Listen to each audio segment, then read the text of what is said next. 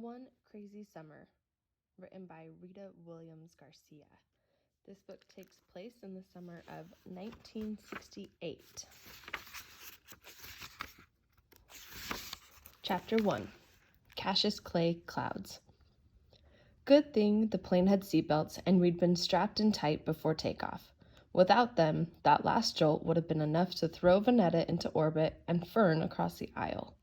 Still, I anchored myself and my sisters best as I could to brace us for whatever came next. Those clouds weren't through with us yet, and dealt another Cassius Clay left and a right jab to the body of our Boeing 727. Vanetta shrieked, then stuck her thumb in her mouth. Fern bit down on Miss Patty Cake's pink plastic arm. I kept my whimper to myself. It was bad enough my insides squeezed in and stretched out like a monkey grinder's accordion. No need to let anyone know how frightened I was. I took a breath, so when my mouth finally opened, I'd sound like myself and not like some scared rabbit. It's just the clouds bumping, I told my sisters, like they bumped over Detroit and Chicago and Denver. Vanetta pulled her thumb out of her mouth and put her head in her lap. Fern held on to Miss Patty Cake. They listened to me. We push our way up into the clouds. The clouds get mad and push back, like you and Fern fighting over red and gold crayons. I didn't know about clouds fighting and pushing for a fact, but I had to tell my sisters something, as long as Vanetta kept her fear to one shriek and Fern kept hers to biting Miss Patty Cake. I kept on spinning straw, making everything all right. That's mainly what I do. Keep Vanetta and Fern in line. The last thing Pa and Big Ma wanted to hear was how we made a grand Negro spectacle of ourselves 30,000 feet up in the air around all these white people. You know how Papa is, I told them. No way he'd put us on a plane if it were dangerous. They halfway believed me. Just as I had that soft plastic arm out of Fern's mouth, those Cassius Clay fighting clouds threw our 727 another jab. Big Ma, that's Papa's mother, still says Cassius Clay. Pa says Muhammad Ali, or just Ali. I slide back and forth from Cassius Clay to Muhammad Ali. Whatever picture comes to mind. With Cassius Clay, you hear the clash of fists, like the plane getting jabbed and punched. With Muhammad Ali, you see a mighty mountain, greater than Everest, and can't no one knock down a mountain. All the way to the airport, Pa had tried to act like he was dropping off 3 sacks of wash at the laundromat. I'd seen through Pa. He's no Vanetta putting on performances. He has only 1 or 2 faces, nothing hidden, nothing exaggerated.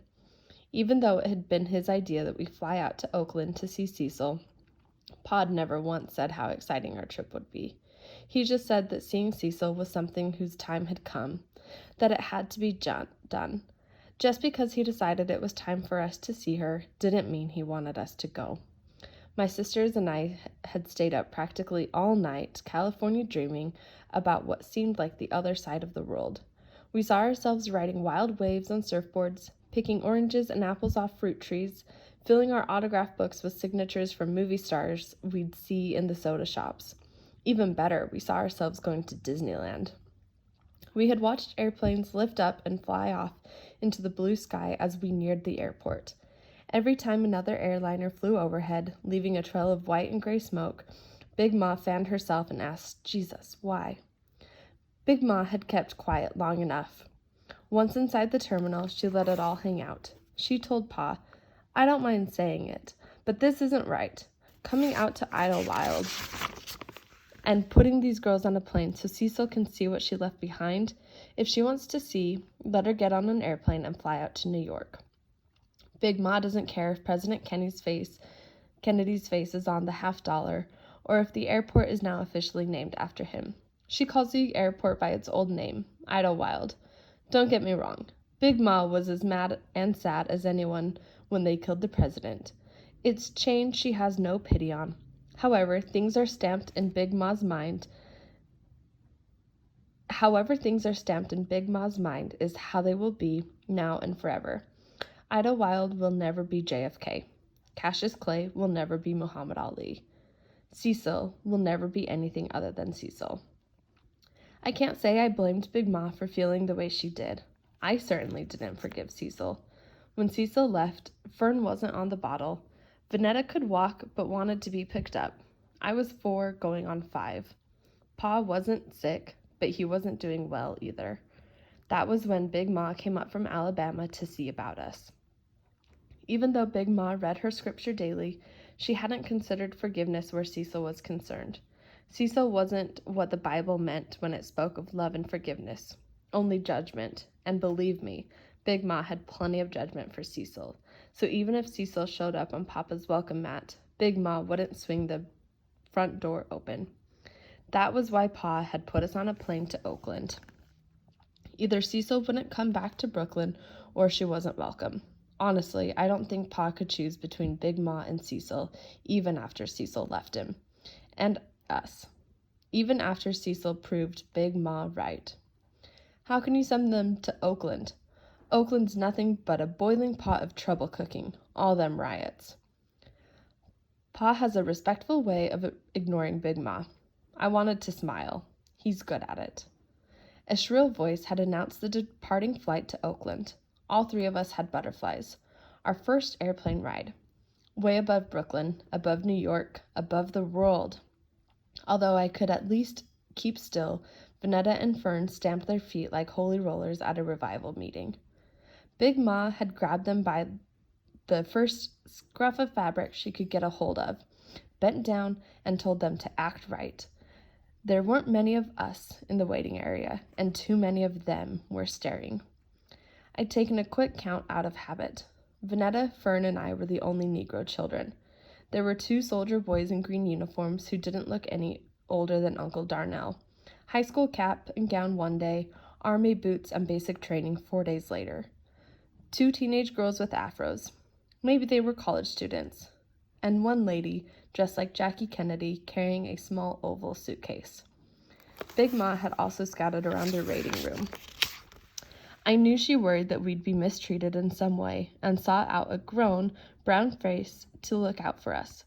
Big Ma turned her nose up at the college girls with afros in favor of the Negro lady in the square sunglasses and snappy suit, toting the equally snappy oval bag.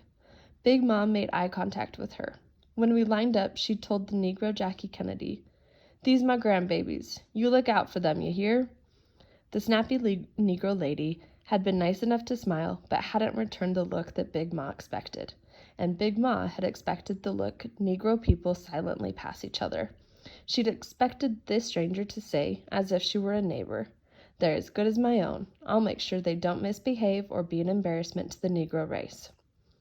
A blank movie star smile had been all she passed to Big Ma. That lady had only been looking out for her plane seat. Papa had already given me a paper with the phone number to our house, which I knew by heart, and the phone number to his job. He had already told me that his job number was for emergencies only and not for "how you doing" chats. Last night, he had also given me an envelope with $200 in $10 and $20 bills to put in my suitcase. Instead, I'd folded the bills and scuffed them with my tennis shoes before we left Herkimer Street. Walking on that mound of money felt weird at first, but at least I knew the money was safe. Papa had kissed Vanetta and Fern and told me to look after my sisters, even though looking after them would have been nothing new. I kissed him and said, "I will, Papa." When the line to the ticket taker had begun to move, Big Ma had gotten teary and mushed us up in her loose-fitting violet and green muumuu dress. Better come on and get some loving now. She hadn't had to finish the rest about how this might be the last time in a long while for kissing and hugging. A flash of memory told me Cecil wasn't one for kissing and hugging. I had a lot of those memories clicking before me like projector slides in the dark. Lots of pictures, smells, and sounds flashing in and out. Mostly about Cecil. All going way, way back. And what I didn't remember clearly, Uncle Darnell always filled in. At least Uncle Darnell remembers Cecil kindly.